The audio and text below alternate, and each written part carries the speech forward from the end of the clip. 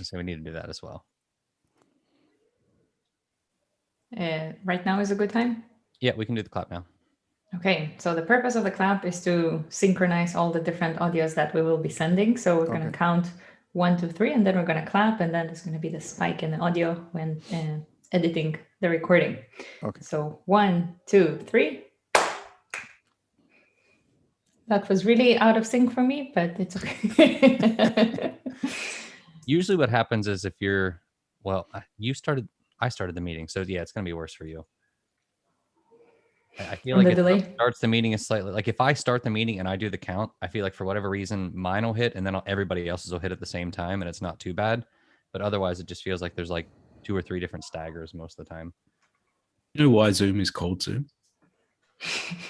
I don't.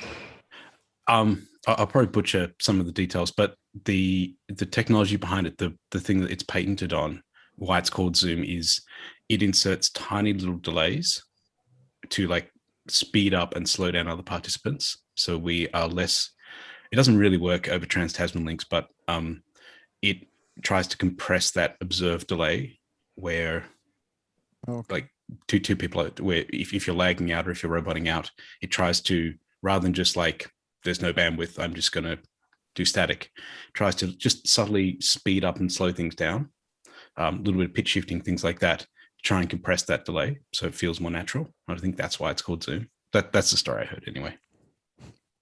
Interesting. I guess it's all about compression. So we're live, right? We are live. Yes. And I think everything is good to go. Cool. I see the hellos in the chat, so that's exciting. Clap, clap. Hi, everyone. Good evening, morning, afternoon, wherever you're joining from. Today, we have people joining from all over the place, so we're definitely celebrating all hours of the day. And this episode is here to talk about Go code pop quizzes.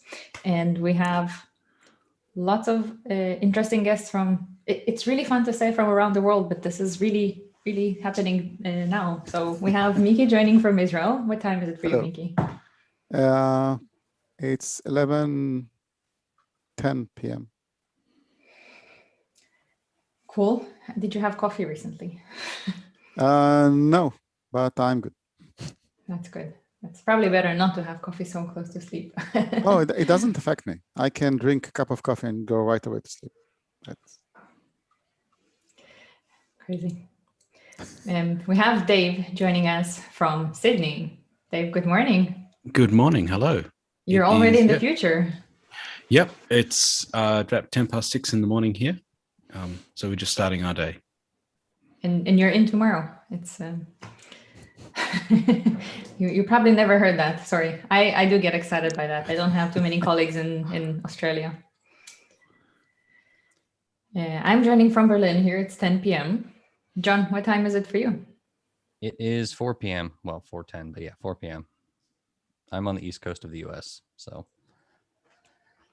New York time, essentially. Dave, I imagine your teammates who aren't in Australia don't love that. Like Natalie's loving that you're in a different day, but anybody trying to schedule it, like, this is annoying. If you're on the East Coast, it's not great to talk to Australians, especially in kind of like this set of time zones.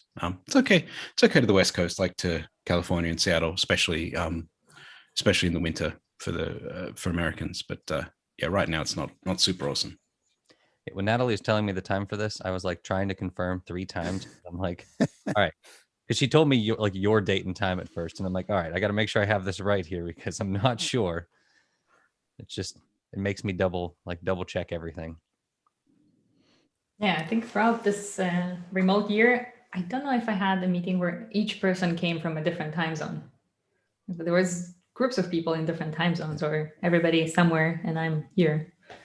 But yeah. When you work in big international companies, that happens a lot. All these time zones and finding the right time for a meeting is so challenging. In Israel, also the weekend is different, so you even have less opportunities to actually meet people. Somebody spotted your dog, John. I'm hoping my dog is quiet. If you see me like frantically hitting the mute button, that's what's going on. So our quick introduction round, maybe. Dave, you are a Gopher working at GitHub. Yes, I've been at GitHub for just over a year now. GitHub's a very large place. Like, it's a very big service. We have a lot of the backend stuff is written in Go. A lot of things that you interact with daily that aren't very obvious above the waterline. For example, I maintain the service that manages Git commit signing. Like, whenever you see a thing that is verified on GitHub, the part of that traffic went to my service to actually check, are your commits verified? So we have a lot of Gophers at perhaps some on the call here. A lot of Gophers at GitHub. Again, doing a lot of back-endy things. Cool. And you also are a master of pop quizzes in Go. You're doing so many of those on Twitter and conferences, other places. Yeah, the last one got me. Well, I think the thing that is most pleasing is that I'm not the only one who's doing them like that. That's like you're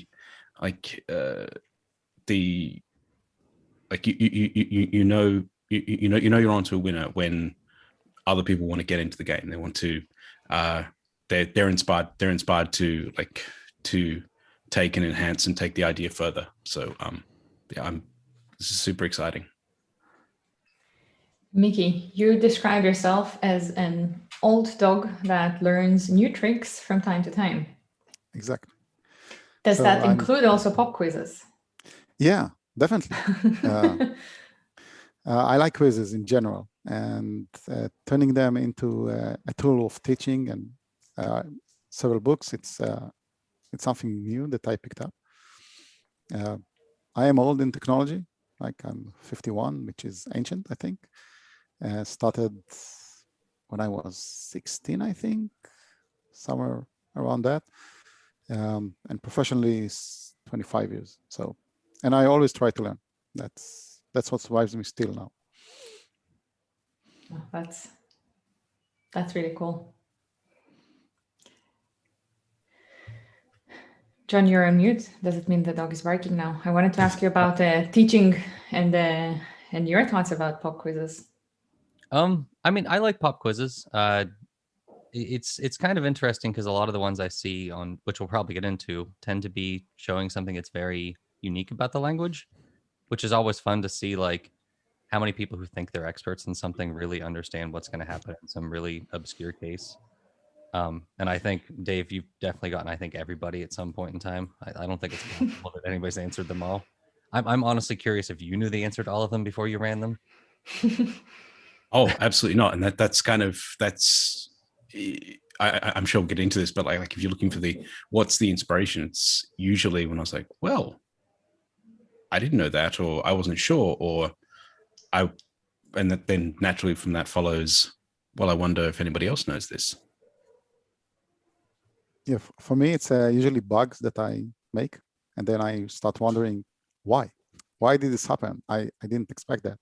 And then you try to figure it out, and then if you move it to teaching and you try to distill it, then you hit this point where you get a really short example that people like, and it's really confusing. So it sounds like you're not hunting after topics, but you just come across things and then develop that into something interesting. Oh, I'm really good at writing bugs, so I have a lot of opportunities to learn from them. So I'm not particular. I think sometimes it's interesting for me to say, like, what happens. A lot of time students ask, the weirdest questions about what will happen if we do this, and I never done that. And then you try it out, and oh, that's interesting. So it's a lot coming from my students as well. Students are always really fun because, like, when they're not programmers, they don't think about things the same way somebody who's been programming for a while thinks. And when they like ask those questions, it's always like enlightening. You're like, oh, maybe I should like talk to people who aren't programmers more often to get their insights into what happened.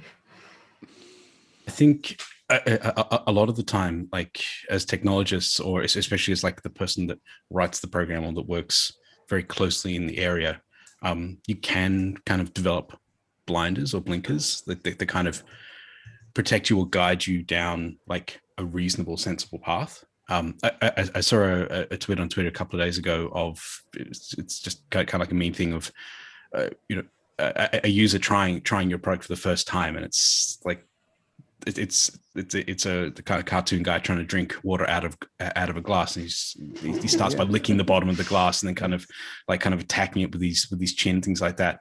But the point is kind of made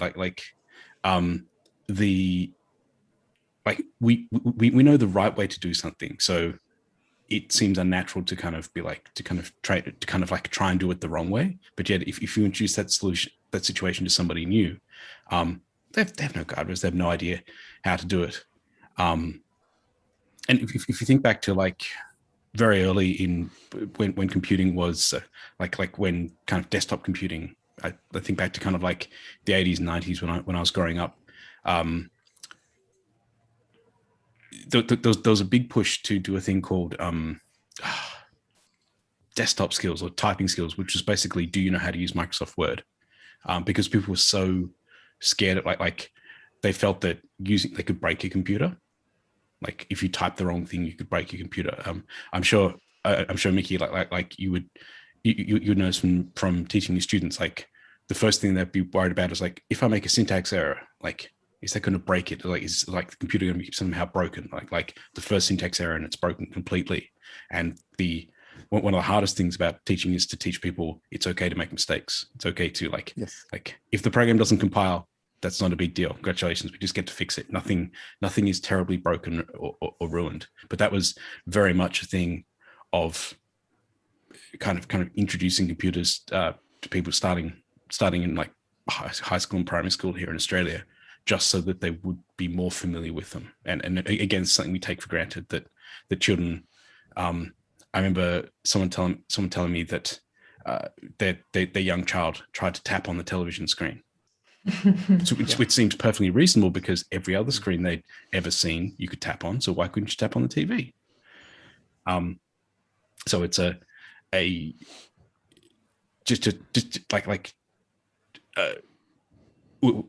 then compare that to maybe yourself or your parents who just don't really want to use a computer because they're worried they could break it.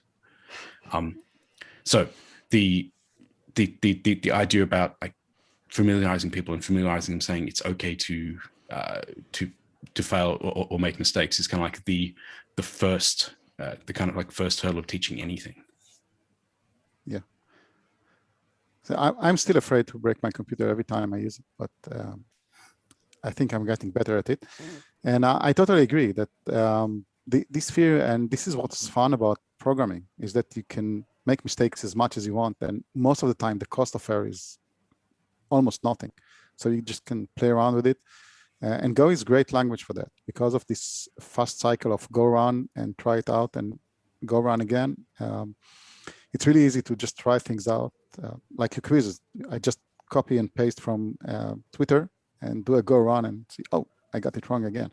But it's really easy to try it out. There's a joke that computers are the thing in history that allows you to make mistakes the fastest, with the exception of tequila and handguns. So you should use that and actually learn from that sometimes. Yeah, it's a very interesting point, Dave, that you said that to include in the learning process that you should be making mistakes, you should be breaking things. That's definitely not obvious and can open a whole discussion on if you use a grading system, do you encourage that versus if you do things like projects? It's true. Not just for teaching, by the way. A lot of companies also, if you have an atmosphere where it's okay to make mistakes, these companies usually do better than people who are always worried about what will happen if I do something wrong. So I totally agree with that. Yeah. I wonder if pop quiz is a quick way of encouraging that, because you basically tell people, take a guess, try. You might get it wrong, but you do encourage them to do that. because like every pop quiz you can just run it. Like there's no like big downside of like, oh, I got this wrong and the whole world's gonna know. Like even if you get it wrong, you're like usually within a lot of people have already gotten it wrong, so you're not like the only one getting it wrong. And then on top of that, you can go run it and be like, oh, now I understand, like, or I see what's going on. You might not understand why that's happening. So I probably need to give a little bit of history. So you asked Natalie, where do I where do some of these ideas come from? And a lot of them come from bugs or mistakes that I didn't understand, or teaching opportunities. But the original idea, like the original genius for this was, I was reading the Go spec. This makes me sound like the giantest nerd ever, because I read the spec a lot, and a lot of the quizzes come from it. So I am a giant nerd. And just in reading through that, I was like, oh, copy, the built-in copy operation, the copy function returns a number. I was like, well, I guess that makes sense. Like a copy returns how many bytes it copies, so that makes sense. But like copy is, and this is going back so early in the days ago. Before we had a pen, we actually had to use copy to like grow and make new slices. Like everyone would write their own append function, and I mean this is going back into the prehistoric days of Go. So back then, copy was used a lot more. But now that we have append, it's used very infrequently, except if you're doing like slice tricks. And so I thought, well, like most of the time, I barely remember copies there. I wonder how many people also remember that it returns a number. And so I thought, well, how could I kind of show this to people, or remind people about this in a way that kind of was would give them a laugh. And so that was the idea for the quiz. And the other piece, which was, it used to be much harder, but now thankfully tweets are longer, was I set myself the challenge because I like this idea of Richie has this great talk on constraints, and to not spoil the whole thing, says that composers, when they're starting out, will set themselves a bunch of constraints, like I'm only going to use this key, or I'm going to build this around a particular instrument. Why? Or just to give themselves limitations. Otherwise, you just have this impossible blank canvas. So rather than just linking to the playground and with all the code and a runnable sample, I said, well, it has to fit in the tweet. And that usually involved quite a lot of brutalism to the syntax and kind of like removing all the white space to make it fit in the tweet. But that was the kind of the constraint. Can you ask this question in a way that fits in a tweet? And along the way, tweets got a little bit bigger. We've got quizzes, so the questionnaire things, which kind of make it very easy and also don't count against your word count, which is great, to give a set of predefined answers. But that was kind of like the genius for that. And the last thing about the quiz, I remember I had a conversation over Twitter with Peter Bergon, where he asked, because I think I tweeted once, Golang top tip, something like that. He said, why is it a top tip? I said, well, because if it was a pro tip, not everyone would be able to use it. So the idea of making a pop quiz is like, don't make it about it's only for experts, or like make it just make it kind of like anyone can try. So it's kind of like, that's if you want to like think of the ground rules for how to do a Twitter Golang pop quiz, those are like, have to fit in a tweet. There's no kind of like the other reason about not using the playground is, well, it kind of makes it too easy to get the answer. Like you go to that playground link, and instead of having to think, you could just like push the run button and it'll tell you the answer. So every now and occasionally people are like, oh, why can't you post a link to the playground? Or, I need a bot to automatically copy this into the playground. Like, well, if you did that, like, where would the challenge be? So that's kind of like the ground rules for how this whole shebang started. So does that mean that if we're using screenshots of code, we're cheating? So I don't claim proprietary over this. I don't claim that like this is my idea. That's certainly not. the actual idea for this came from in 20 years ago. There was a wonderful book by Josh Block called Java Puzzlers. It's one of my favorites, and Miki knows this story. It was my favorite because it had like 50 questions of like what is this in the kind of classic pop quiz style. What does this program print, or does this program compile? Like very simple, short programs, and then a much larger description afterwards, which said, well, actually, no, and this might be surprising because, and then gave the explanation. And for me, it wasn't so much about like getting 50 out of 50 on those quizzes. It was about what you learn from like, whoa, that was surprising. Why is that? And so the pop quiz format has like mutated from just short tweets. I'll give you some examples. At the London Gophers, they have a question for the audience between the talks. So at the end of the talk, they put a slide up while people are on break, and then you come back and you, I think they do like a show of hands, and then the person that asked the question like has to explain, well, why didn't, if you thought that, here's the answer and here's why. Like the important part is giving the explanation. I know that I've seen some examples that at some of the meetups that the Japanese Gophers have. 1010 had three questions that they asked they asked in their after party, and again, some are kind of educational, others are just downright mean. I've taken I've taken some of the ones that some of the pop quizzes that I like the most, and I've kind of redid them into kind of 20-minute presentation, because it was a good thing to bring to meetups if I was traveling or something like that. Like it's always good party filler to have some questions for the audience to like to warm people up. And in that format, you can have a slide with the question, you can have a slide with the a slide with the answer. So again, like it's not like a fixed thing. It's not like there's a way to do it right or wrong. To me, the value is always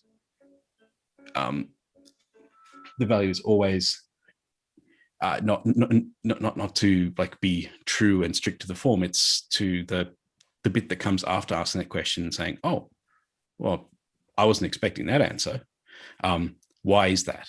And that's probably one thing that the Twitter form lacks, partially because like that was yesterday's tweet, lose interest in it.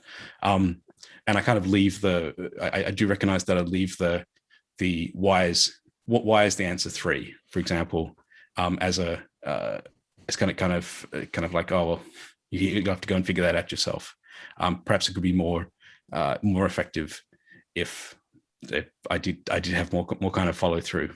But generally, the kind of genius for asking a question comes quite spontaneously, and so I'm like, that'll fit in a tweet. I can make that into a pop quiz.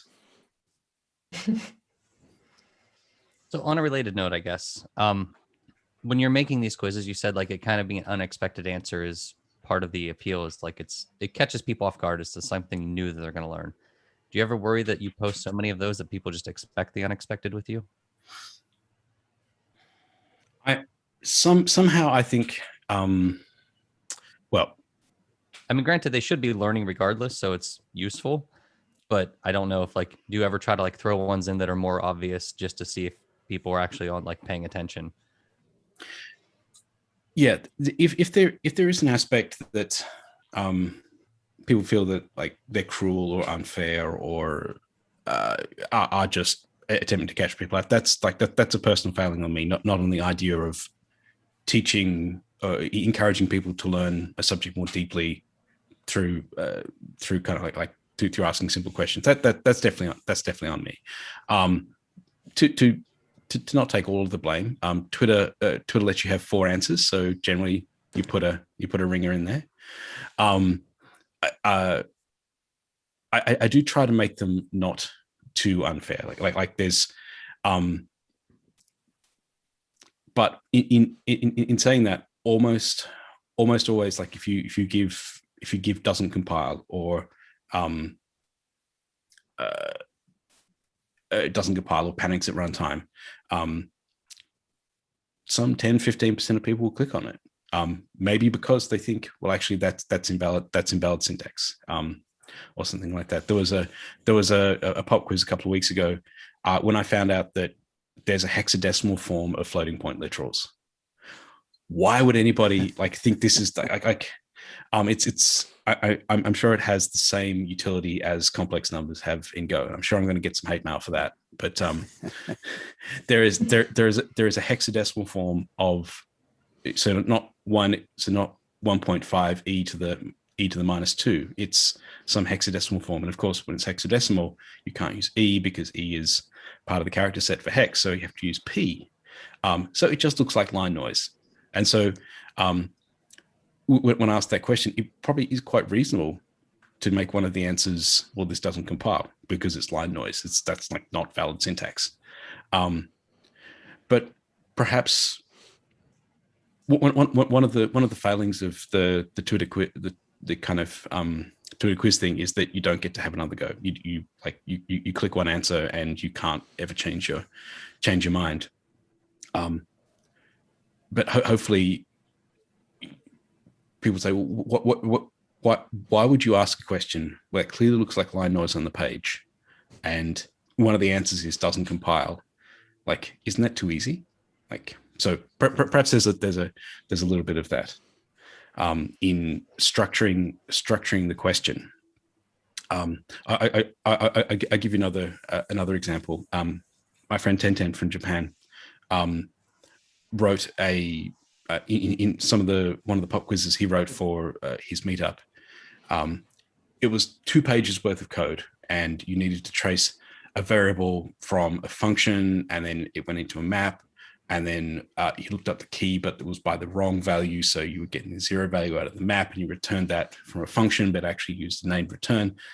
And it actually turned out that none of that mattered, because he deliberately missed a space in the go embed declaration. Yeah, as part of to make the quiz as impossible as possible. And I'll find a link and I'll put it in the show notes. It actually included itself, so used go embed to embed the source code itself, and then used the length of the source code as an input to the function, and then all of this. And I went through all the work of trying to figure out, well, what would this return? It eventually boils down to true or false. But the reality is that that's not really a quiz. That's kind of like just rote of doing the algorithm longhand. If you look further and you ask, why is someone asking this question, it's probably because there is a more straightforward answer. And the straightforward answer was that he deliberately left the space out of go embed, so that declaration didn't do anything, and so the length of the file was pointless because you never embedded the file. So I think part of asking the question, it might seem a little bit unfair, but you have to think, well, what is it's usually not the obvious answer. I'll take today's quiz for example. So what is the length of the string composed of the rune -1? And the answer is 1, 2, and 3. It turns out the answer is 3 for all the people who are still working it out. And the reason it's 3 is because in the spec, how I came across this was when you're iterating over a string, and we know that strings are made up of UTF encoded characters, you iterate over it not byte by byte, but rune by rune. And so you can come into a situation where you have invalid UTF-8. In that case, the spec clearly says that Go will return this called the broken rune or something like that. It's Unicode FFFD, and the only thing you need to remember about that is to encode 16 bits in Unicode, you actually need 3 characters. So, but one of the answers there was, well, doesn't compile. So that would seem to be the obvious one. Like when you have var rune equals -1, you might be thinking, well, that doesn't compile because that doesn't make any sense to have a -1, like a character that is negative. That doesn't make any sense. But if you were to think a little bit further and say, well, wouldn't that be like the easy answer? Like all those quizzes, none of them compile. Like that's the easy answer. Not as Frances says, you should write better code. Like don't write code like that. But if you were to ask the question a little bit deeper and say, well, if this code did compile, how would that propagate through? And that could potentially lead you to a different answer. And I think the goal of these quizzes is to teach, is not to show just dark corners of the language that, I did a stupid bug and that's it, or there is something really weird going on. But I think especially in Go, there's a lot of thought behind everything in the language. So every time you see a weird behavior, there's usually a justification for that. And you need to dig out why is that for finding out. So that's precisely it. Yeah. So I always say it doesn't compile, maybe, but probably there's a deeper reason for why it's showing this quiz, so we can learn from it. Yeah, I think in the past I probably have put a few of those kind of like those answers that trick people, because already you in the form, you're kind of squeezing it into a tweet, so you're kind of mangling the syntax a little bit and like maybe collapsing something onto a few lines. And so to say, aha, the actual answer is it actually doesn't compile because I very trickily, instead of a space, I put that Unicode non-breaking space in there. Haha, I got you. Yeah, like you're the smartest quiz asker. Like no one got the right answer. Like congratulations, but you also didn't. That wasn't very fair. So. Generally, I include that answer as like it's one of the set of wrong answers. It's like it would be unfair to ask that. And also, like what would someone learn from that other than here's how to write mangled source code that might fool somebody? Like that's not a very I think that defeats the purpose of as kind of like pop quizzes as a kind of an educational tool. And to the reader, well, if we dismiss the easy, obvious ones of like, oh, that doesn't work, or like that could never work. You once you dismiss that, you're left with the much more kind of more profound answer of, well, if that does work, I didn't know that. Like, what else don't I know about this part of the language? The iterating over string ones, I think, is important because it's something that we do quite rarely. It's extremely common to use for ranging over byte slices or most slices, but we do also know that a string is a slice, and iterating over using for range over a string has some surprising properties, which, because I think most people don't use very often, would, again, like where things are surprising, those are where bugs lurk. When you iterate over a string, the index doesn't move by single increments every time. It moves to the start of each character encoded as UTF-8. So that can be 1, can be 2, can be 3, can be up to 4 code, 4 indexes into the string. And there was I remember in the compiler there wasn't a bug. It was a change I tried to make, and someone's like, no, you've missed that for exactly that case that they were there was a cast from a byte slice to a string, and I'm like, why are we doing that? That's wasteful. And the answer was, it was so that we moved so that the code moved through the string at the start of each rune in the string, rather than treating it as just like a byte slice of Unicode data. So it's one of these things which come up very rarely, but you kind of need to know them, because even though it's an unfamiliar part of Go, like for example, maybe breaking out of a loop to a label, like you have a loop inside a loop, or a switch inside of a loop. You have to remember that breaks to the innermost scope. So things like that, which are uncommon and are great examples for writing for writing quizzes, are also important because occasionally you're going to come up against them in code that someone else wrote. So what could be distilled into a teasing tweet can also be a bug that you're going to have to debug in somebody else's code, or your own, or your own if you are being super smart. Yes. Yeah. I think what's you mentioned about Unicode, which I found a really great source for quizzes, is both Unicodes and time zones, is that it's across languages. So every language has these things. So I following your quizzes, when I got bored during COVID, I wrote a Go quiz book and then a Python quiz book, and both of them, the section about Unicode and time zones is roughly the same questions and the same answers, because it's something you should know regardless. Yeah, and definitely if you're coming from another language, it's an area where languages do differ and they do innovate. Certainly if you're coming from Java. So in Go, we just take as kind of a statement of fact that all the source code is UTF-8. And I remember when I was at our local Go meetup a couple of years ago, Rob Pike was in the audience, and he reminded me when I said something like, because I was asking, I had a quiz that had an emoji, and is this a valid identifier?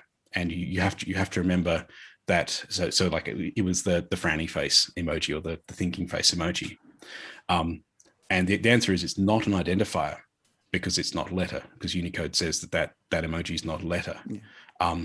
But what he reminded me was that, and I was like trying to make some example of like the bytes, it's three bytes. And he said, no, like your editor has let you type the frowny face in the source code because the source code is UTF-8. There's no kind of like interpreting it. It literally is UTF-8.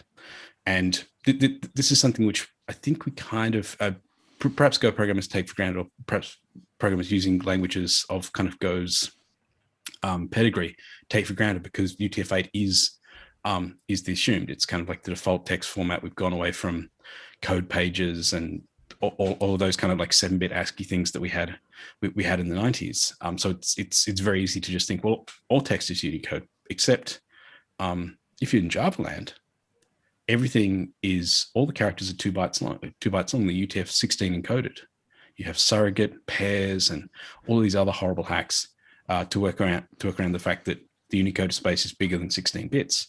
And so if you were used to doing text processing, certainly you grew up in kind of like the early 2000s text processing with XML in Java, you would be thinking all the time about the code page that you got the file in from, because you would be getting some input from some horrible IBM 370 system using EBCDIC. You'd be talking to a fix exchange, probably using ASCII.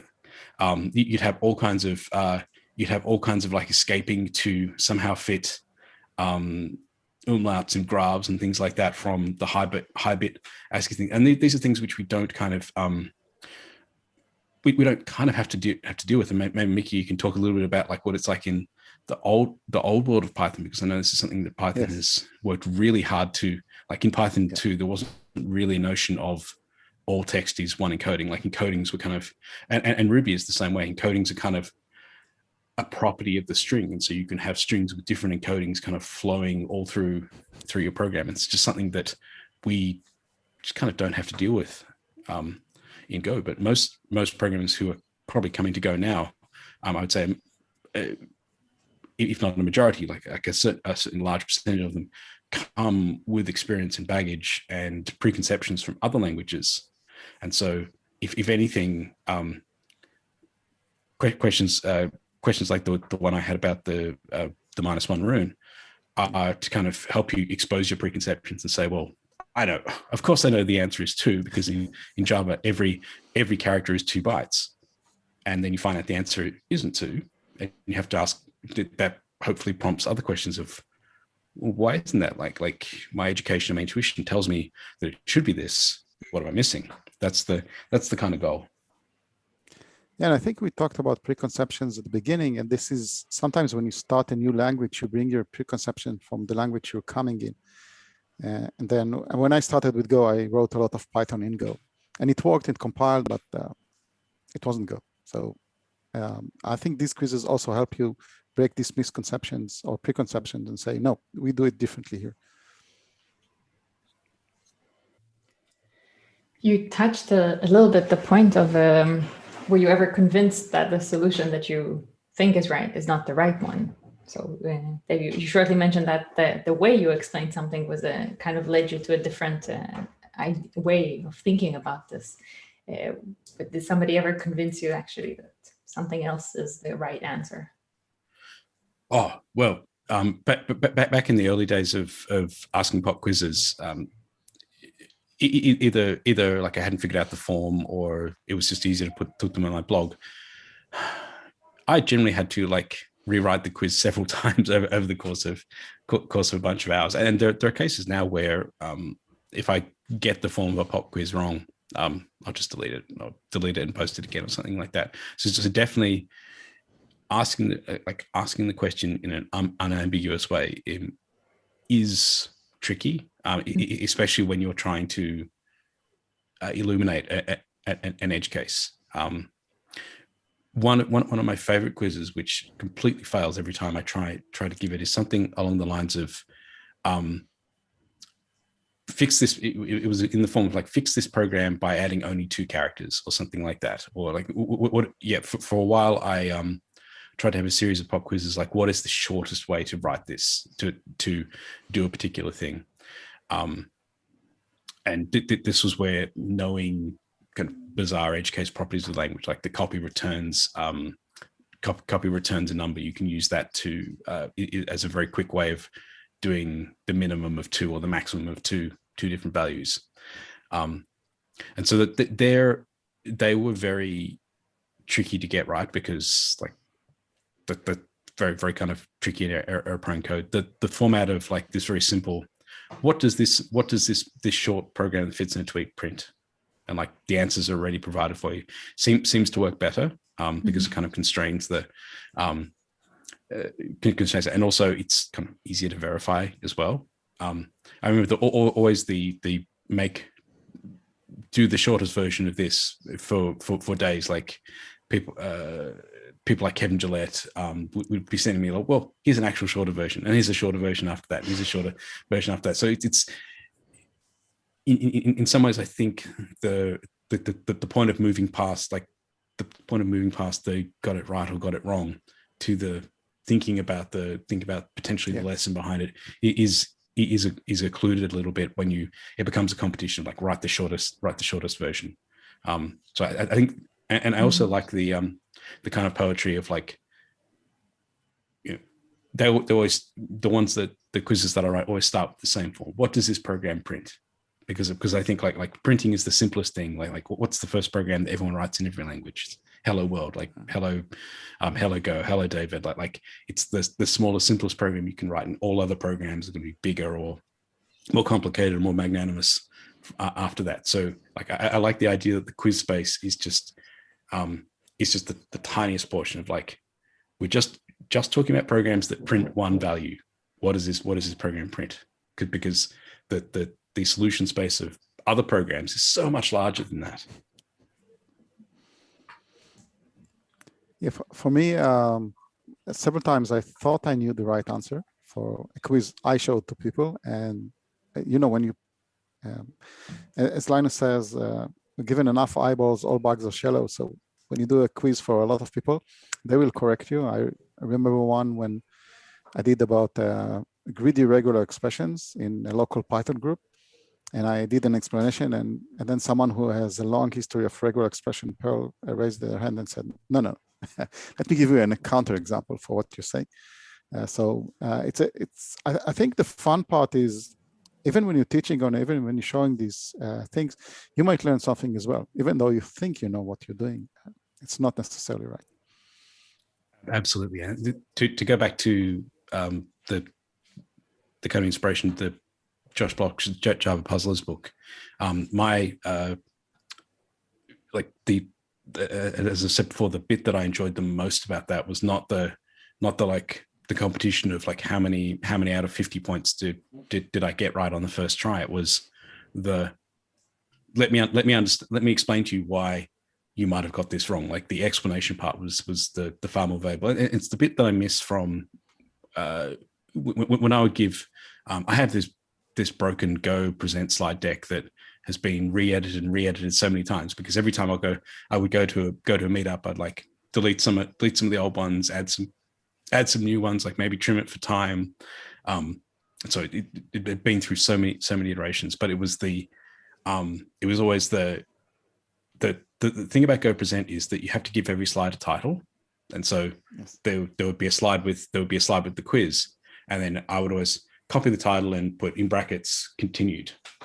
And so my favorite part was always the second slide, which is not just the answer but the explanation for why it is like and you know, the one that was always my favorite was that there's a bunch of this is around identifiers. We all know that identifiers have to start with whatever Unicode defines as a letter or the underscore, which includes a lot of pre-emoji characters. In Japanese they're called Kaomoji, or Kao emoji, which is like kind of typing faces. If everyone knows the flipping table meme, it's that class of thing, like the frowny eyes. It turns out the frowny eyes is a valid identifier because the kind of O with a dot in the middle and a kind of little eyebrow is a character called Thar, which I think is Greek or Turkish, and so that's a letter. So you can totally have an identifier which is this kind of frowny side eyes. But like that explanation, like explaining that even though it's not just kind of Roman or Cyrillic alphanumerics, but also a great when we say a letter, this includes all of the written languages, Hebrew, Turkish, Japanese, like in all of these are all letters. Not all of them will be uppercase letters, but they will all be letters. And so you can it can both explain you can write identifiers in your Go code in your native tongue, and also just kind of also highlight that you're not restricted to speaking about source code only in English. So I really like that explanation part of explaining why the frowny face is totally valid. You can have a variable called frowny side eyes.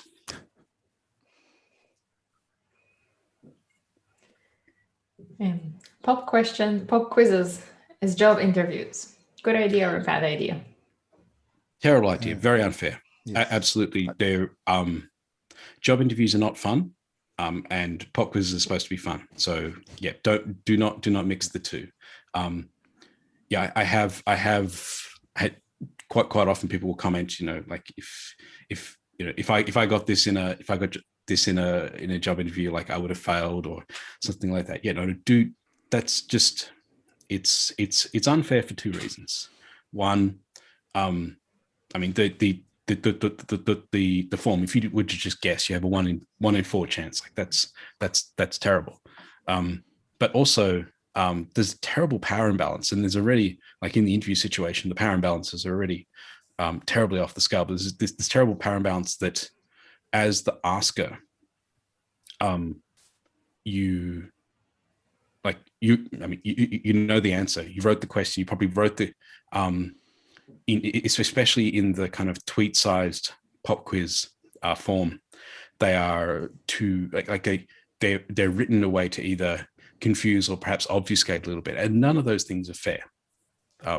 So terrible, a terrible tool. And also the most important bit is, like, if these are some pop quizzes, some kind of like do this multiple choice, like as part of your kind of interview pack, do this multiple choice set of questions. Where's the learning in that?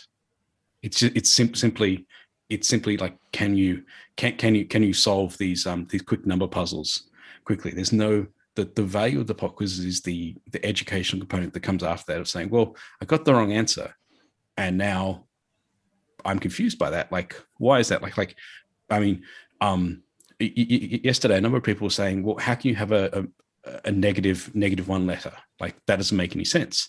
And so that was an opportunity to explain, well, it turns out that rune is actually an alias, and aliases are not the horrible alias keyword we added a few versions ago, but this idea of a type has another name.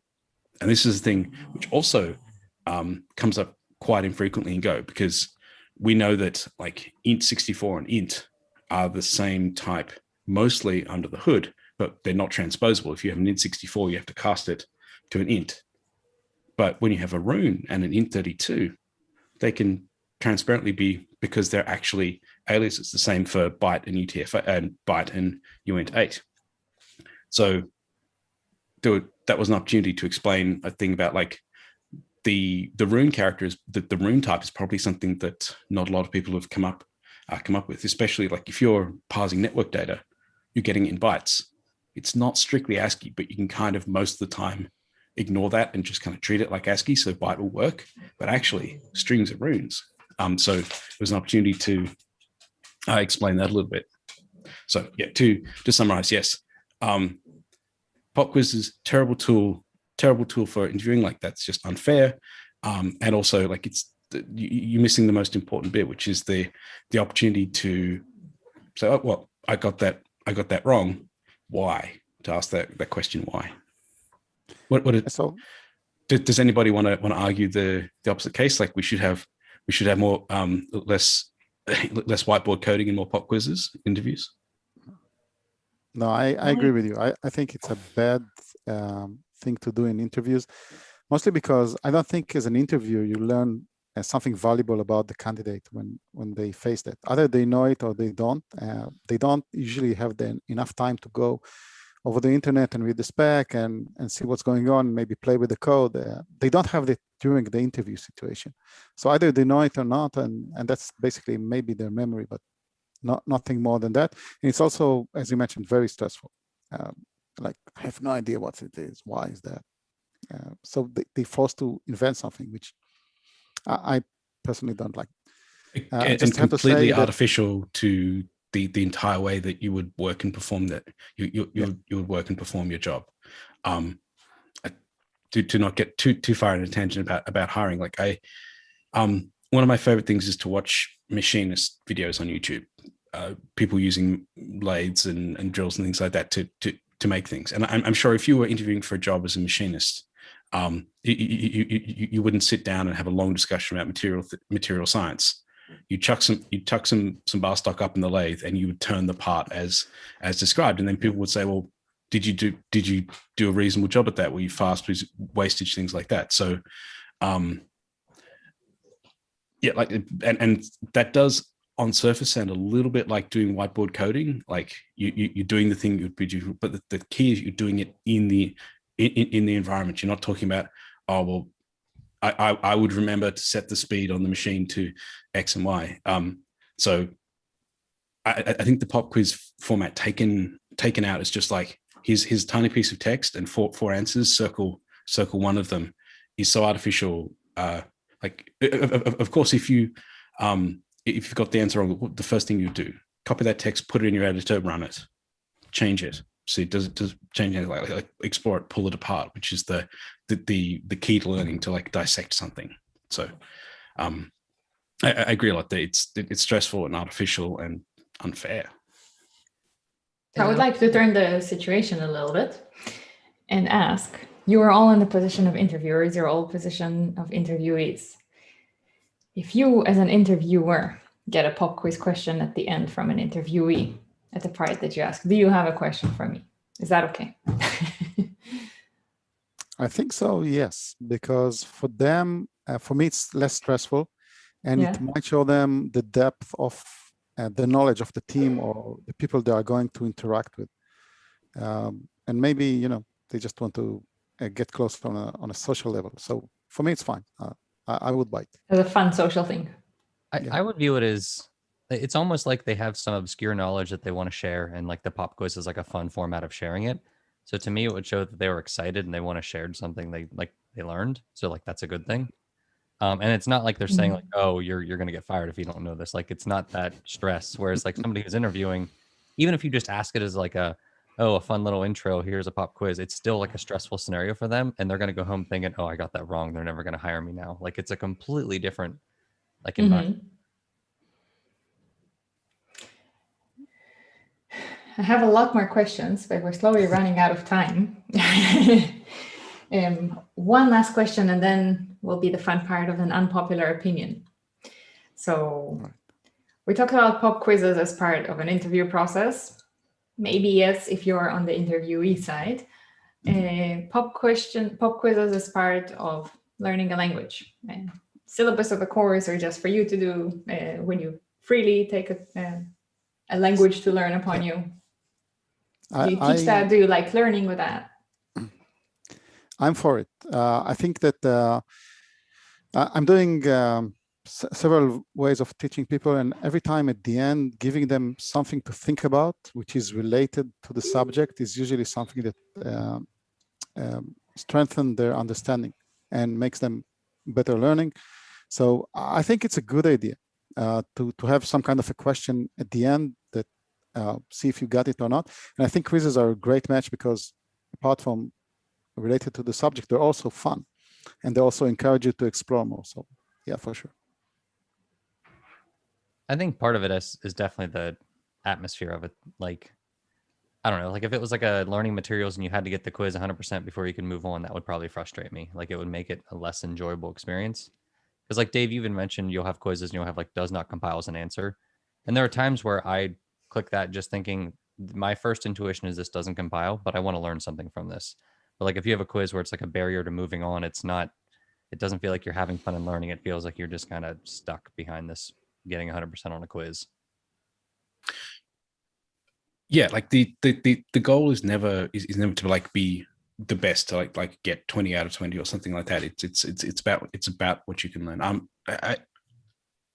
I think the quiz format like it worked. I mean, I sound like someone pining for like the bygone past, but like when we used to be able to travel and go to meetups and things like that,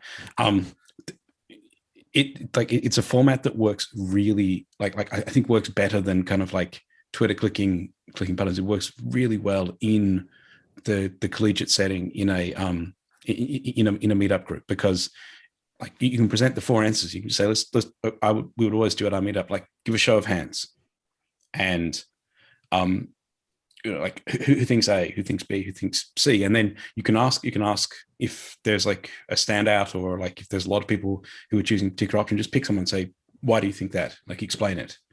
And then they give their answer, and you could pick someone from who had an opposing view, and you have a dialogue before you even like, like the answer is actually C, and let me just explain to you the answer. It's a really good format for having a discussion and a dialogue, which is that's the best kind of learning. Like rather than just rote learning of like memorize these answers, it is show you working, show me your thought process, which is definitely to tie it back to your earlier question, like the style of interviewing that I think is more successful. At Heptio, we would we did the thing where we asked the candidate to go and do an exercise and bring it back, but we didn't, like, it wasn't just like give us your code, look at it. If it's above some kind of artificial bar which we won't tell you about, then you progress. It was like the next step was that you got on a phone call with someone who worked at the company, and you would just talk about the code, just like show me your working, show me how you approach this problem, show me why, tell me about the parts of why you chose to do it this way or that, or like tell me about like just walk me through your design, because I think that's perhaps interviews are artificial, but I think a lot closer to the kind of discourse that you would have between co-workers on a team. Like, let's talk about how you want to do this. Let's talk about the trade-offs. Let's talk about like some of the limitations of that approach. Like that's the kind of discussion you would have building or maintaining a service on a team, which I think is interviews are artificial, but perhaps closer to the real one, and also gives it's a discussion between two people about the code rather than simply what you wrote was good enough, move on to the next question kind of thing.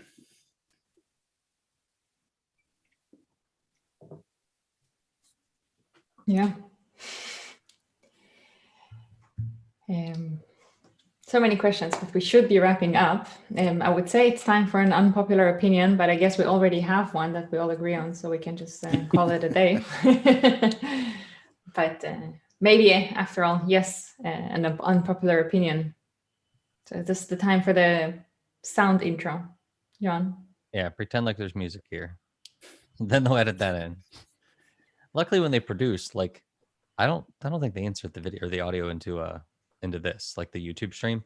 It's just the podcast only version, so they won't see us, so we're good. So I've got like Matt singing that song in my head right now. But the weird thing is that I listen to my podcast at like 1.5 speed, so I have the kind of slightly pitch shifted version of Matt in my head. I also listen to things many times at 1.5 speed.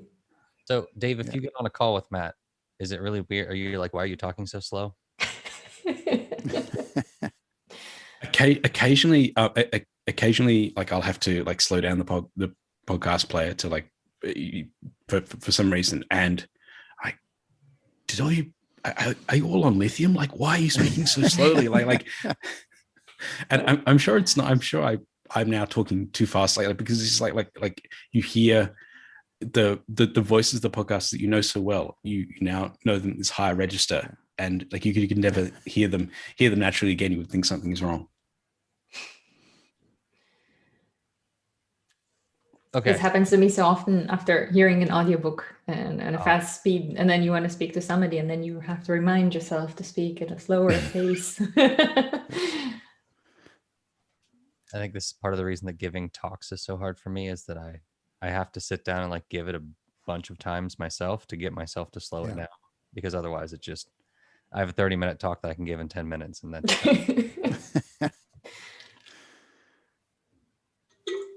So who wants to start with unpopular opinions?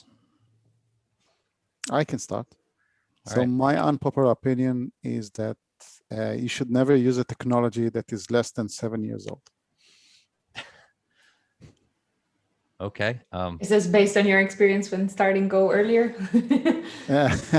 Yeah. So of course, I started Go at the very beginning. So yeah, I don't listen to my own advices, of course, but I've been burned so many times by the new and shiny things that I found out that using things that are in 7 years, it's usually production 7 years, will make your life so much easier.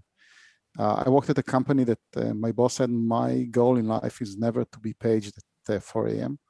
So he built everything on files in old technologies, and he was right. We never got a pager. It was just working. So I'm trying to follow this opinion. So this is Dan McKinley's innovation tokens. Yes. Which exactly. which is if you're someone out there in Radio Land who doesn't know what I'm talking about, you need to Google Dan McKinley. You choose boring technology, and and really kind of take this idea of innovation tokens and really take it to heart, because really seriously, you get 3. You get 3 innovation tokens per project, and if you spend them all up front, you have none left. So yeah, as I've got more mature in this industry, yeah, like the idea of using the latest shiny thing has gone from being kind of like this is exciting to being this is concerning. So we became old geezers. That's what you're saying. Yep. which is fine, because there should be people to replace us. Yes. This was something I was super passionate about every year when we would be choosing the speakers for GopherCon. Like, if it's just the same old heads on stage, that's not a community. That's not growth. That is stagnation. Like you should be actively looking for new voices and new people who are hungry, who are going to push their new ideas into the scene. Because otherwise, that's just stagnation. If this is teetering dangerously into unpopular opinion territory, but I encourage the audience to cast their eye around to other language communities and ask the question: who are they full of the same popular, established old heads coming up with great new ideas, of course, but from the same people? Or are they actively seeking to replace and rejuvenate with new speakers and new ideas, new points of view, and new perspectives? That's why you have kids. So when you say to use something it's 7 years old, are you referring to like the technology itself is 7 years old, or like, can you, I guess, elaborate a bit? Like, because like when you talk about permission tokens, obviously if you take a language that you've never used that's 17 years old, that's probably not going to help you in that front. Well, I'm teaching Python still, and Python is 30 years old now. So I'm teaching people who are younger than the language, about the language, and they still think it's new and cool. So, but there is something about a product that has been in production for many years, that people ironed all the bugs. They found out there is enough community and knowledge around it. So you can go and find answers to questions. You can read tutorials, and it takes time. It takes time to build this volume of things to do. So, I think it's around 7 years, maybe sometimes. Cool. Almost all of the things that we think of as kind of overnight successes, generally they spend about 10 years in the wilderness before it.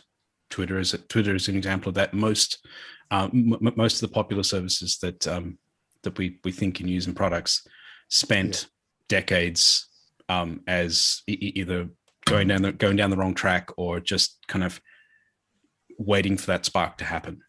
Programming languages, technologies, tools, websites, all of these, computers, the history of that. We're all sitting in front of Macintoshes. Would you really be sitting in front of a Mac in the 90s? Like, they were on the road to oblivion. But what the company, in 2000, it was in 2001, the company, which is now the largest, I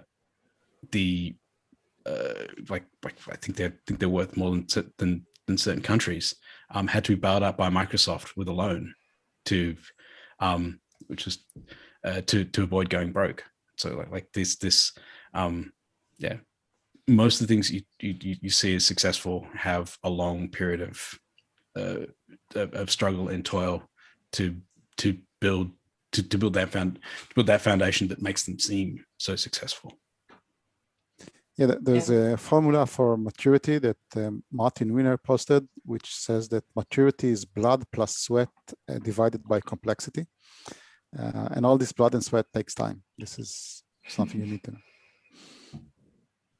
I think about that in terms of the Go compiler itself. Like in 2012, 2013, each new version of Go, we were working on Juju at Canonical.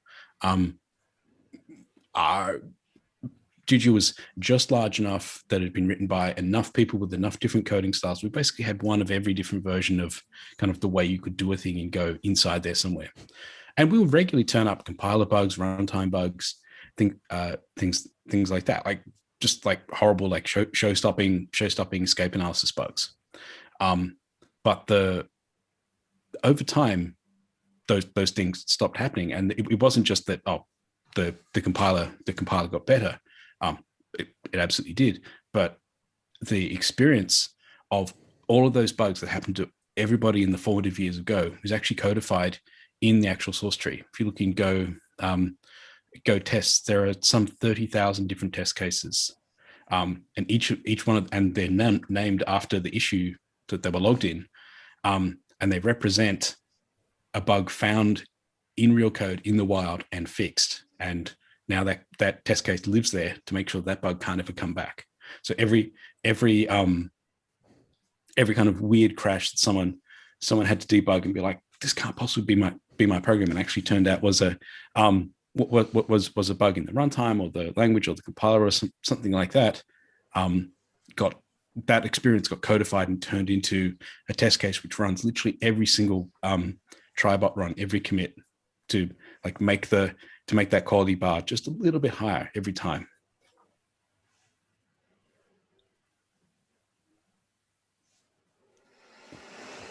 Yeah.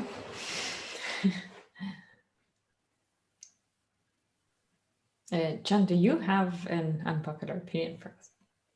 Not today, I don't think. I'm sure I have plenty, but none that I've thought about long enough. I don't know on air.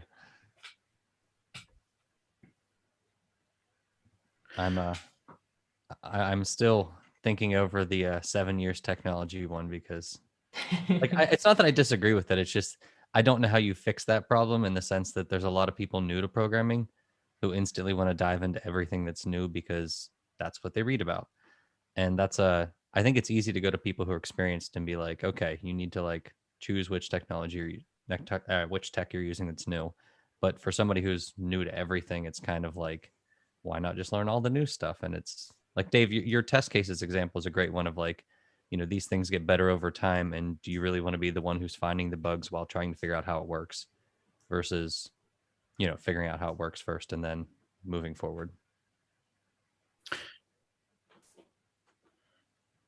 There's a tension here, because if everyone sits on the fence and waits 7 years for somebody else to be the first one, no one can make any progress. And to go back to dumping on old faces at conference talks, like if you only choose the people who are successful, yeah, you're kind of you kind of bake in like a bunch of safety there, but your kind of community atrophies through ideas. I think about how certainly in Australia Go came into a lot of companies, and it was a combination of a very specific, like one example, there was a Ruby shop that the log processing job took more than a day, so it could never keep up with itself.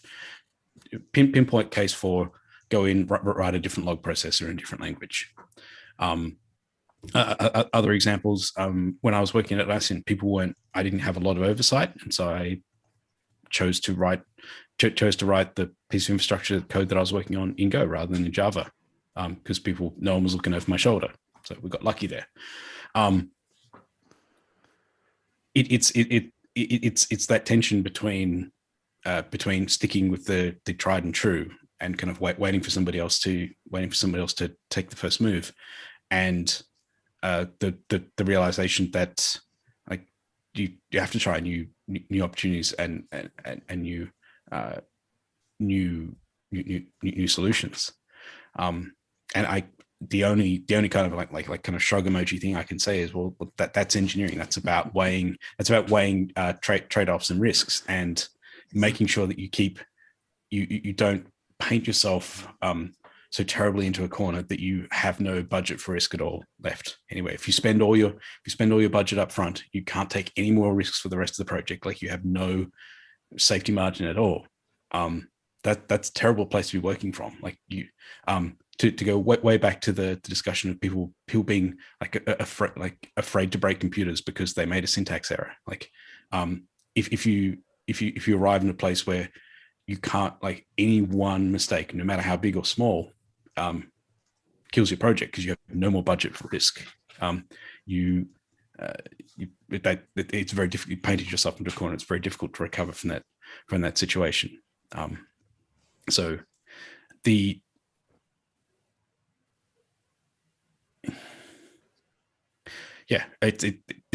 is, I like to say that this is the trade-off for the people that make the decisions in the business.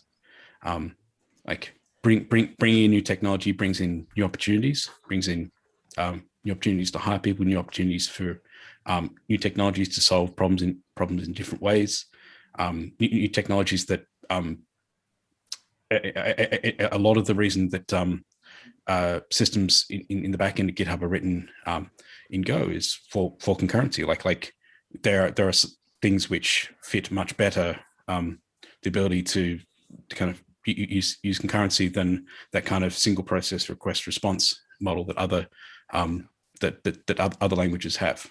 Different horses, different use cases for different for different technologies. So you have the trade-off there for kind of like the engineering manager or the VP of engineering is something is to be saying, how do you do we if we have one of everything in our technology stack, and I'm sure people have worked at places with that where they do have one of every technology in their stack.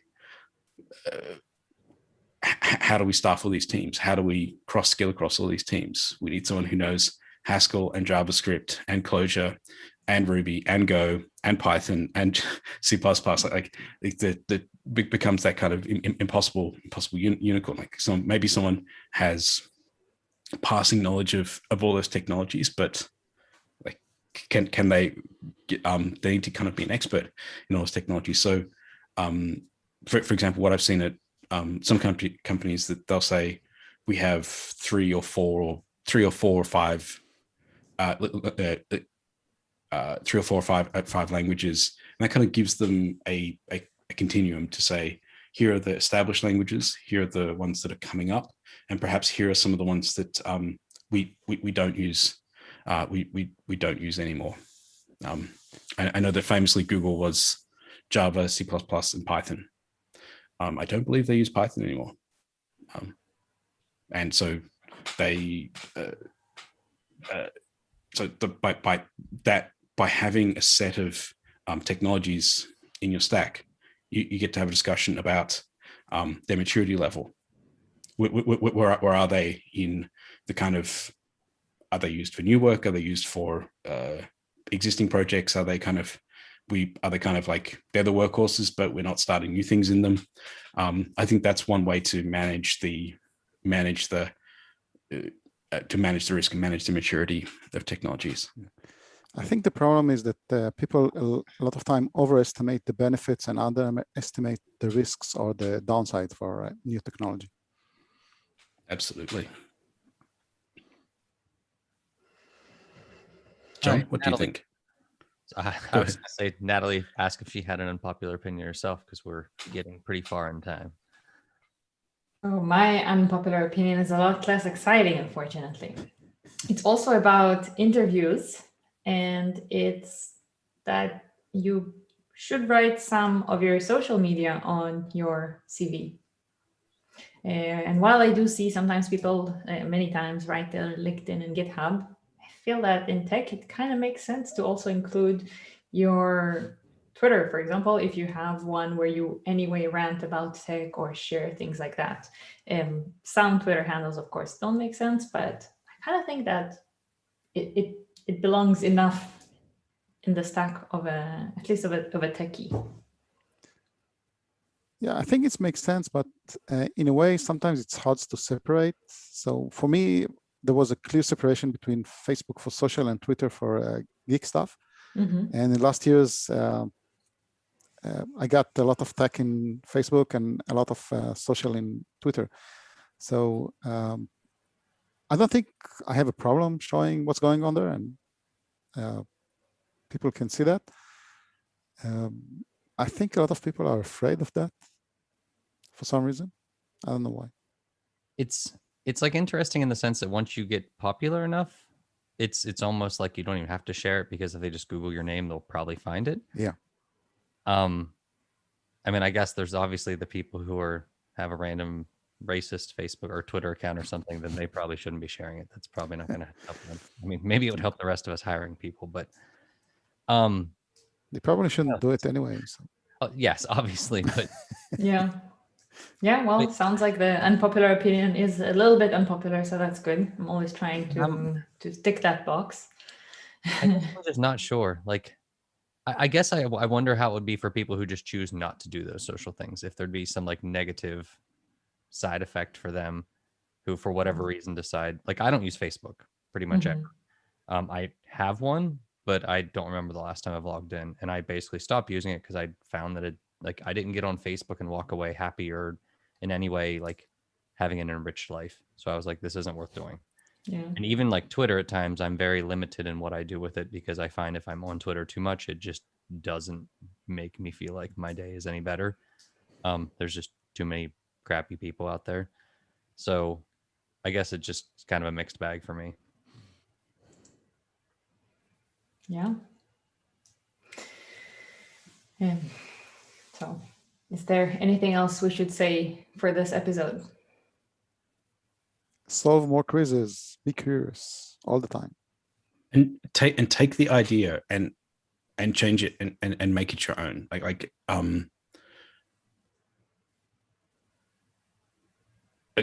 the opportunity to share, like to share something that you learned, or share something that was surprising to you. As I said, a lot of the quizzes come from like reading the spec and finding obscure things in there, which is really just like a rote quiz. But quite a number of them come from seeing a bug, and it's just like a bug, and I'm kind of making my hands like I once caught a fish this big, kind of large, and the challenge there is like, is it possible to find the gut for me? Is it possible to find the core, the guts of this misunderstanding in a thing that will fit as a properly formatted Go program in the tweet? And that's kind of the challenge for me. But like, those are the constraints that I set for myself to like, can I ask the question in the form of a tweet? There's no there are no rules here. Like the goal is to share. I learned this surprising thing. Is anybody else surprised by it? And also perhaps, and it's surprising because I didn't know that I didn't know that you could write, you could have emoji identifiers, or I didn't know, or like the opportunity to like share to draw. Does everyone know Julia Evans? Julia Evans does Julia Designs. makes zines. Yeah. Her chosen form of communicating, and this is like if she's learning about ePOL or learning about like some arcane, or not particularly kind of her ability to take a very weird or obscure piece of like some part of her job, and not just turn it into a question, but turn it into like craft it as a magazine, like a kind of like 90s zine thing. Like that's her way of sharing that. And that's like, so my suggestion was like if you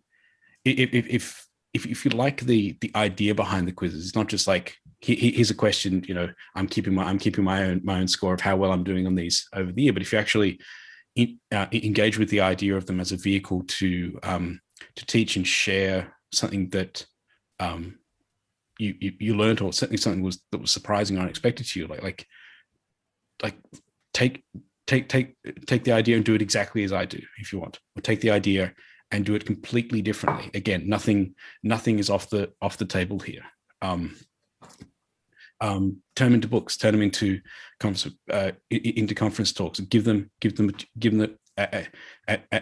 meetups, like write them, send them as letters to communications of the ACM, like the opportunity there to teach and to educate about something that was new and surprising and that you appreciated learning, is like that's the goal there. It's not about what are the rules for writing a perfect pop quiz.